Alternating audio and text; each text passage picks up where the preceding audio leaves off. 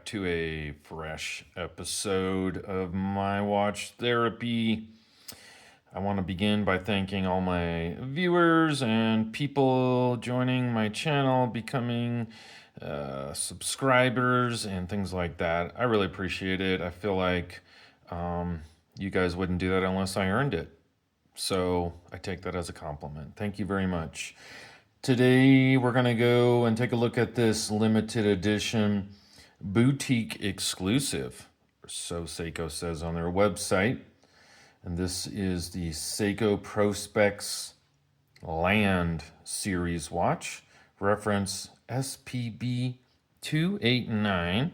Comes in this little for your money presentation box.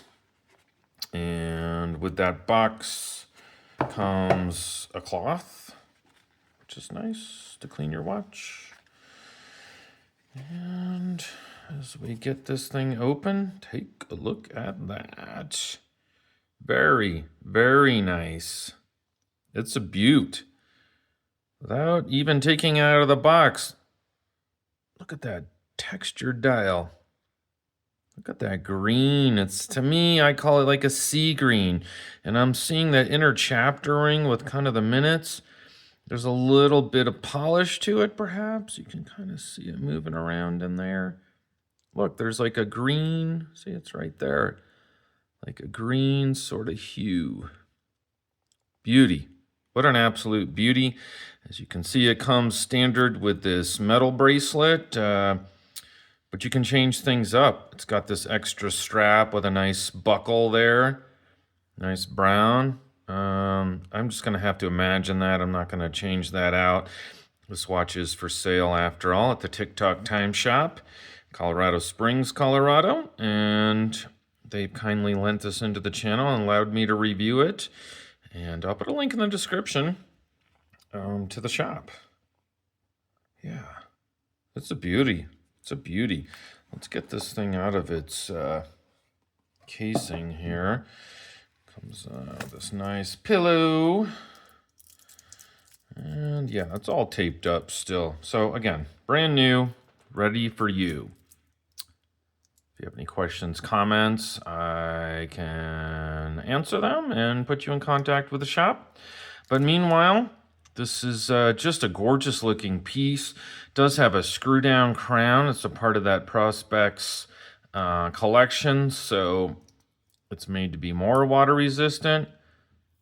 I can feel it winding right there. Oh, hello. Just woke up. Yeah, I can't stop looking at that dial. It's gorgeous. Lots of lume on those indices. Nice polish on top. Side profile here, you'll notice it's pretty thick. It's pretty thick. What are the measurements I've got on that? 38 millimeters. I don't know. I think that feels about like a 38 millimeter diameter watch.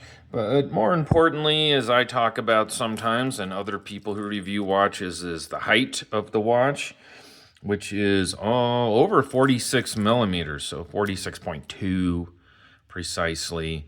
But I think that just is a great measurement, that top to bottom one.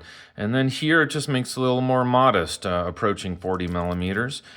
And for to give it some perspective, I have a 17 centimeter circumference wrist, so about 6 3/4 inches. And for me, I guess it's preference. You know, I think what fills my wrist is a nice 41 millimeter diameter watch, and then something that is, about this height, maybe closer to like 49. So I like a 41, 49. This is a 38 by 46. So it's close for me. Again, that's just my preference. I think my wrist size is not small. It's not large. It's fairly average. But you can see it's kind of thicker. But it's got a beautiful case back here. Oh, what's this? Let's see. So there's some of the detail. 875, you can see it's got the 6R35 movement there. 6R35 movement is a workhorse mass-produced Seiko movement, as you may know. But with that, just like anything, if it's just mass-produced and done over and over and with a Japanese high level of expectations, it's going to be perfect. And they have honed it to be as perfect as it can be at this price. To that point, they have 70-hour power reserve on this watch. That's better. Look at that. A little more light coming through. Yes, I like to film by a window. There. That's nice. And 70 hours is, that's quite a long time. And I think that's the best part of the movement. Screw that down so we don't have any water egress. Or ingress, I should say. The movement is not super accurate, and that's why you pay more money, right? That's why this is under $1,000 and it's this beautiful. Look at that sort of domed sapphire crystal. The plus minus, so the daily rate on this watch is, and I found this a little surprising, but Seiko tells me this could be as fast as 25 seconds fast, or lose 15 seconds a day. So it depends on all kinds of factors, such as heat, right? Most recently, I found out with one of my new watches is that altitude makes a difference. Maybe you know this, but altitude makes a difference. The higher you go, the faster the movement can move, right? There's less drag from the environment, from, basically thinner air. And that's, ever so slightly, but it can make it run quicker. So that's why I think the range is so big. It just depends on where you are. But basically, this thing is susceptible to any and every kind of element from the outside, except water. So keep that crown screwed down, folks. Anyway, I'm wondering what you guys think about this. I think it's an absolute winner. I think they have so many winners. I mean, sometimes Seiko, for me, it just makes my head spin. There's so many different ones I like, and I don't know. I can't buy them all. So I think you could just kind of like throw a dart at the wall and probably pick the right one. This is like comes back to like what you connect with. What connects with you?